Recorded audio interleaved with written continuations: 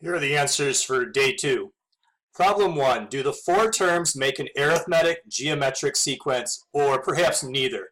And explain. To be arithmetic, you have to add or subtract the same number each time from term to term. From 24 to get to 8, you would subtract 16.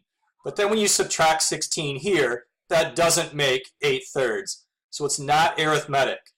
To be geometric, you need to multiply by the same number from term to term. Now, that number you multiply by could be a fraction. So 24 times 1/3 makes 8. 8 times 1/3 makes 8/3. And 8/3 times 1/3 does make 8/9. So this is geometric. And the reason is there's a common ratio. Next, day 2, problem 2. Find the 5th term of the geometric progression. The 5th term is t sub 5 in symbols, or you might say a sub 5. These mean the same thing.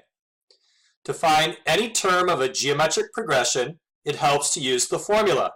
T sub n equals a times r to the n minus 1. We want to find the 5th term. We want to find t sub 5, where you're using a 5 for the n. For a, fill in 12.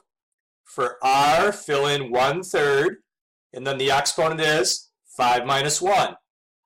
Take your calculator and type 12, and then in parentheses, put 1/3. Push the exponent key, that's that little up arrow key, so that it hops up in the corner, and put in an exponent of 4. Because after all, that's what 5 minus 1 is. The answer is a decimal, and it looks like it's a repeating decimal. 0.148, and then it goes 148, 148, and so on. So you can show that by putting a line over the 148.